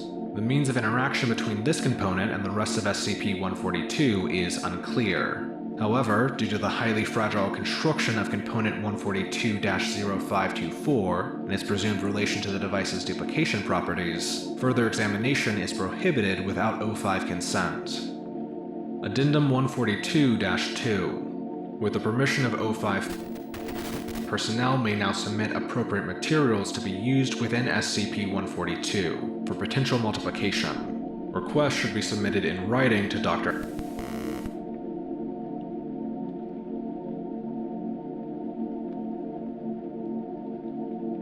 Item Number SCP-3076. Object Class Euclid. Special Containment Procedures. SCP-3076 is to be contained in a dedicated aviary at Site-104. It is to be fed twice daily and provided new forms of simple entertainment monthly. Visual contact with SCP-3076 is to be limited to an absolute minimum. Outside of testing, no personnel are allowed entry to the containment chamber. Test subjects must be confined to a cell or containment chamber to prevent the possible spread of infection. It is recommended that test subjects in the tertiary stage of SCP-3076-A be terminated, and all related materials destroyed. Any contact between SCP-3076 and computer systems is strictly prohibited. Description: SCP-3076 is an albino black-billed magpie, Pica hudsonea. Footnote 1. It is hypothesized that SCP-3025 may originate from SCP-3076, though the comparison of genetic material between the two objects has proven inconclusive, due to biological degradation and the limited sample size of SCP-3025. It is abnormally intelligent, expressing an understanding of written language, though it is unable to understand most verbal communication. It is estimated that SCP-3076 has the mental capacity of a 10-year-old human being. SCP-3076 is capable of deceptive behavior, such as feigning illness or ignorance, and possesses extremely long-term recall. SCP-3076 may use these skills in attempts to escape containment unless properly cared for. When directly viewing SCP-3076, all sapient beings, analytical systems will feel the compulsion to produce some type of artistic expression. This is the first stage of the SCP-3076 cognitive infection, SCP-3076-A. Those with a pre-existing disposition towards one form or medium will feel compelled to more strongly pursue these prior tendencies. Those with no previous experience with artistic expression appear to select a random art form to pursue. SCP-3076 is only able to produce this effect after several aggregated hours of viewing, though the precise number varies from subject to subject. It is also possible to transfer the effect through other sensory means, especially if the subject is blind, though the time required for infection to occur is much higher. Note that this stage of infection is reversible if contact between SCP-3076 and the subject is terminated. To date, no subjects have expressed satisfaction with their work, and will continue to produce art in an attempt to improve. After approximately 2 weeks, SCP-3076-A enters its secondary stage, and no action short of an induced coma will reverse the effects. Subjects in this stage of infection will improve at a normal rate, considering heightened resolve and enthusiasm. Over time, subjects will continue to devote more and more time to the pursuit of their art form. Without outside intervention, about 80% of subjects expire due to thirst or starvation, as most affected individuals forego basic needs in pursuit of their art form. The SCP-3076-A infection enters its tertiary stage approximately 13 months after initial exposure. Subjects will begin to produce anomalous artwork, most commonly bearing cognitohazardous material. It is unconfirmed whether the SCP-3076-A infection is able to spread via these works. Addendum 3076-1. Recovery. SCP-3076 was found after Incident 3066-5 in the forests of Linville Gorge, North Carolina. It was initially collected by Foundation operatives as a part of the reconstruction operation after Incident 3066-5, and its anomalous properties were discovered after many of the personnel involved with its recovery began to neglect their professional duties. Upon confirmation of its anomalous properties, SCP-3076 was moved to Site-104 for containment and further study. Addendum 3076-2 Sample Test Log. The following is an incomplete log of SCP-3076 testing to highlight noteworthy findings. Test number 5. Subject D461923. Note: before incarceration, D461923 was a mural artist. Description: D461923 was made to spend 2 full days in the presence of SCP-3076 before being removed from the containment chamber.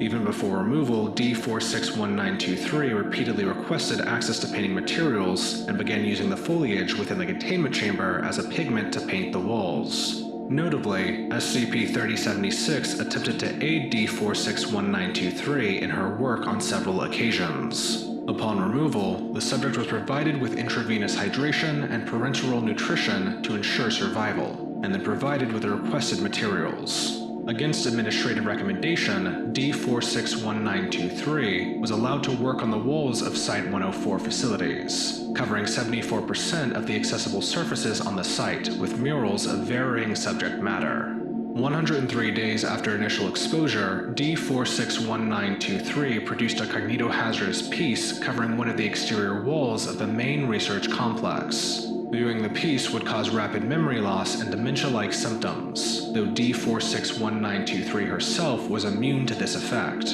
The test subject was immediately terminated, and all contaminated surfaces were destroyed. This has been an extremely expensive misjudgment on the part of the research staff. I'll see to it that those responsible are held accountable. Site Director. Test number 7. Subject: a non-anomalous African bush elephant, Loxodonta africana.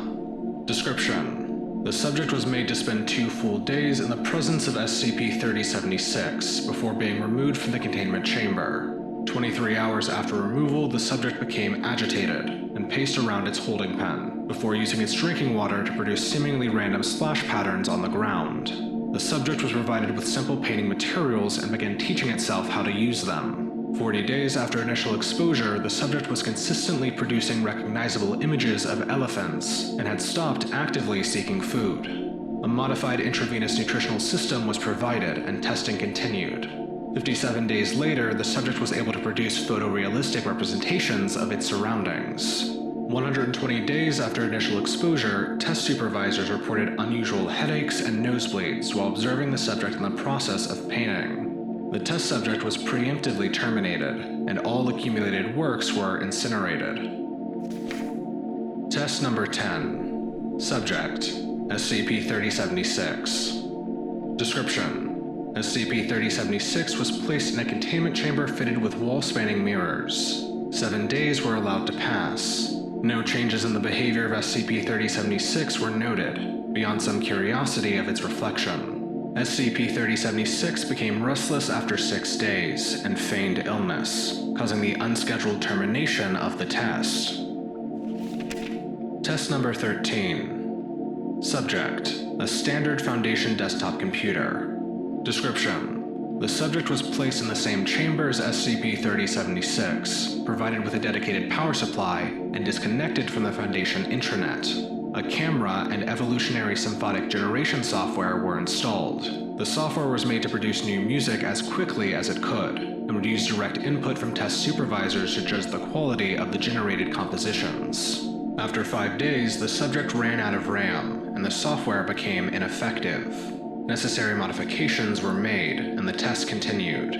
23 days after initial exposure, the subject began producing variations on the same 2 compositions. Believing that the program had exhausted its selection of media, a flash drive of new sound elements was supplied, as well as further improvements to the hardware. The test subject continued to underperform, despite these modifications. 24 days after initial exposure, an unknown virus was found within the Site-104 computer system. While Foundation personnel attempted to remove the threat, all speakers on site were used to produce a cognitohazardous sound. Simultaneously, a malicious program hijacked on-site communications and began transmitting itself to all Foundation sites. Site-104 was quarantined, and its power cut off in time to prevent catastrophic damage, though widespread injury to on-site personnel due to the sound was sustained. During reconstruction, it was discovered that SCP-3076 had made several attempts to physically tamper with the test subject. It is believed that SCP-3076 was attempting to connect the device to the Foundation intranet during quarantine, but was unsuccessful. We might have to run a few more tests on the intelligence of this bird. For the time being, it seems smart to keep computers away from it. We don't want a rogue AI on our hands. Site Director.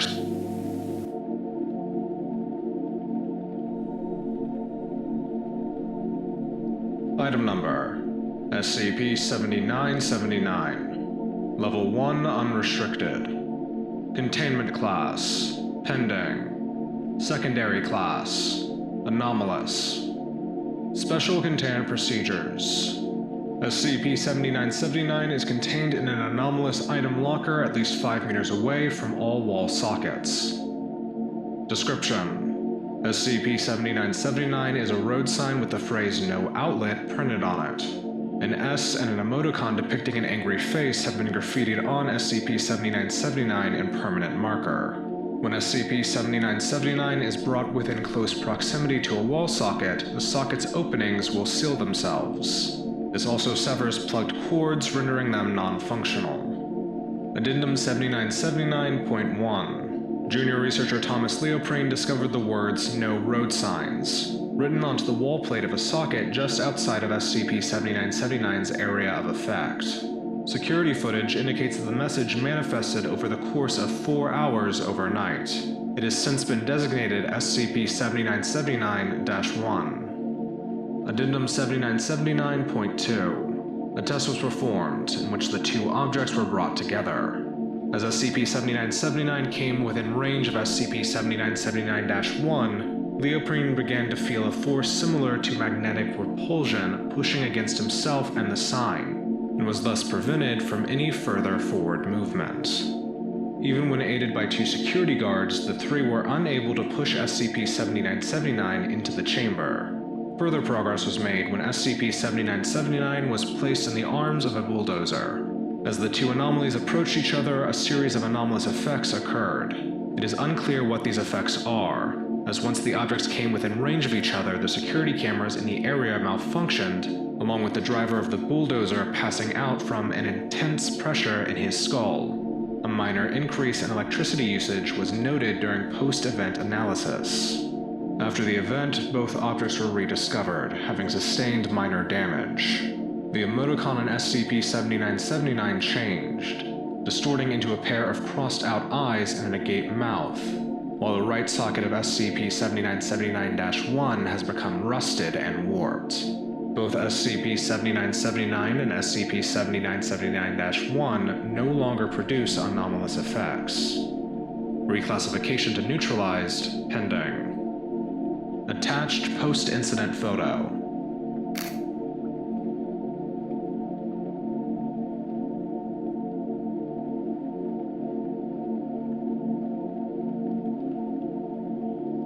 Item number: SCP-8964. Object Class: Euclid. Special Containment Procedures. Revision number 24. All personnel staffed at Site-349 are to be extensively briefed on this document, and are to undergo a specialized animal safety training module. The continued containment of SCP-8964 is to be valued above the safety and well-being of Site personnel. No additional documentation regarding SCP-8964 is to be made. Police investigations regarding missing people and pets in the area of Norfolk, UK on Christmas Day between 2007 and 2023 have been discontinued. SCP-8964 is to be housed in Site-349 and is allowed to explore the site freely. Staff are required to give SCP-8964 attention and affection.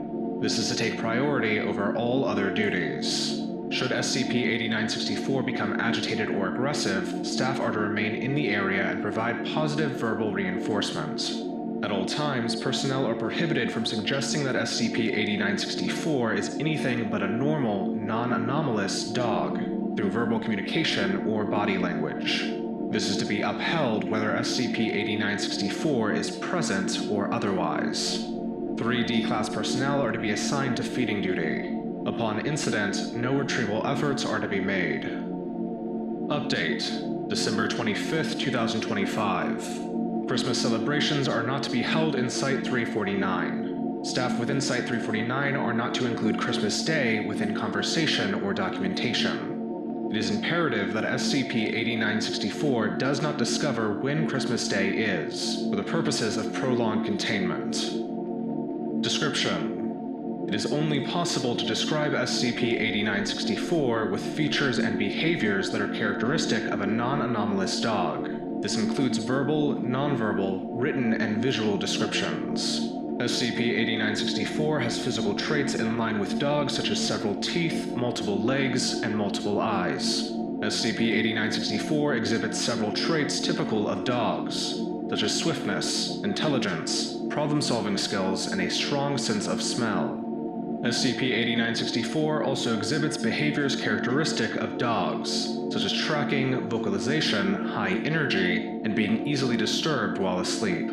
SCP-8964's diet consists of meat with a preference for wet food. SCP-8964 is curious and will typically investigate and follow people for extended periods of time. SCP-8964 will demand the attention of Site personnel, typically by blocking doors and hallways until it is given adequate affection. SCP-8964 is socially intelligent and empathetic, able to recognize vast ranges of human emotions, such as happiness, sadness, revulsion, and fear.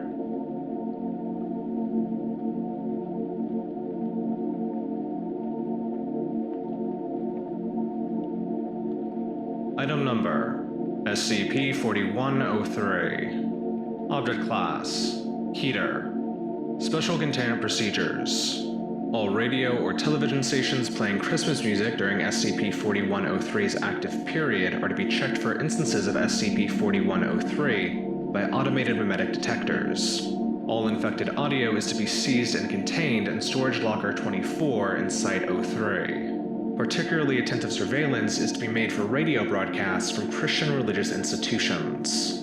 Due to the widespread effect and indistinct symptoms of SCP-4103 in popular culture, all complaints, footnote 1, such as the early celebration of Christmas, are to be deflected by spreading the suggestion that SCP-4103 only exists due to the social and psychological aspects of the holiday. Aberrant versions of Christmas are to be covertly discouraged, and harmful celebrators are to be amnesticized. Description: SCP-4103 is a parasitic cultural meme that is transmitted acoustically through the vector of Christmas music. The main effect of SCP-4103 is the unconscious aggregation of other holidays, festivities, and rituals into Christmas. The practices of celebrations that are observed by an individual infected with SCP-4103 will be merged into that of Christmas, nullifying the practice in the original holiday to an infected individual's perception. The time frame of SCP-4103 activity increases with the number of holidays affected. The main symptom for this meme is within the subtle, unintrusive behavioral changes that are associated with the holiday season. The abstract notion of a Christmas spirit, or holiday feelings, that is perceived when listening to SCP-4103 infected music is one major identifier for the transfer of the meme. Rituals and holidays that do not culturally align with the existing festival doctrine are not incorporated. However, as the number of distinct traditions assumed by SCP-4103 increases, the amount of cultural overlap also increases, allowing for an increased number of holidays to be integrated. The gradual consequence of SCP-4103 over time leads to Christmas being naturally preferred over affected holidays. This also leads to different interpretations of the celebration throughout the world, as a result of the conglomeration of different holidays in a particular region. While still under debate, some memetic scholars posit a correlation between the consuming nature of SCP-4103 and the consumer culture of modern Christmas. However, a large body of evidence indicates that the consuming motif may merely be a trait that has been integrated into the holiday by absorption, rather than an innate characteristic of the meme. The following are the specific mechanisms in which SCP-4103 operates. 1. SCP-4103 can only be transported through music containing the theme of the holidays. This includes even the passing mention of the holiday in a song or chant. 2. When the time frame for SCP-4103 activity ends, individuals who were infected with SCP-4103 will no longer contain SCP-4103, but will still believe in the transference of tradition that occurred during the infected period. 3. SCP-4103 begins its active period around 2 months before and after the regional Christmas celebration starts.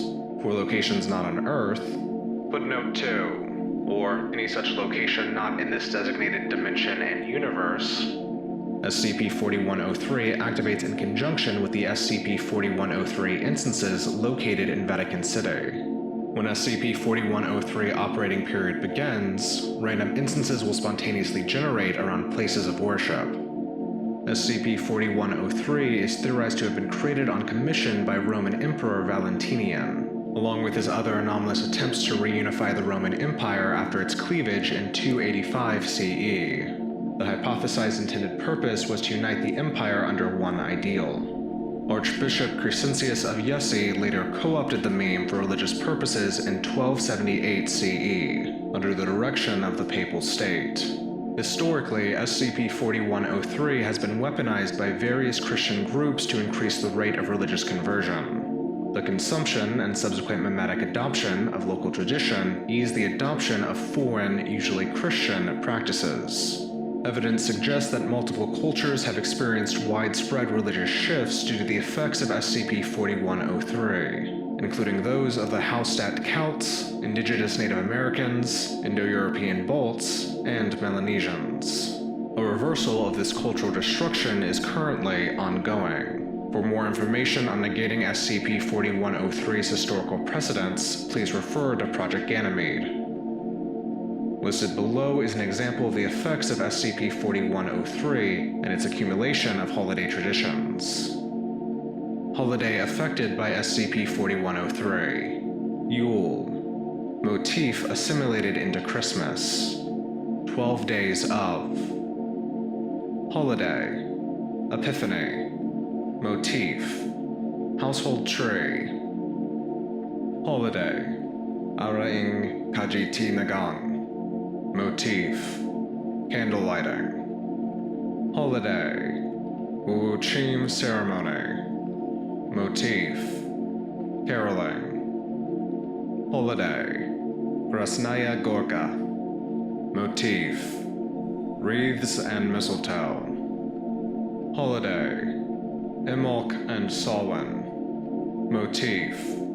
Saint Nicholas. Holiday. Redacted. Footnote 3. Holiday name contains cognitohazardous effect. Motif. Remembrance of a holy figure's birth. Holiday.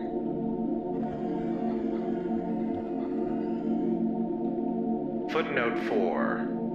Celebrated by the Serpent's Hand. Annual celebration held in the Nexus. Motif. Contagious insanity. Footnote 5. Symptom is able to spread to individuals not affected by SCP-4103. Holiday. Venite celebrumus infernum. Motif. Mass death. For the full list of affected holidays, please contact Site-03.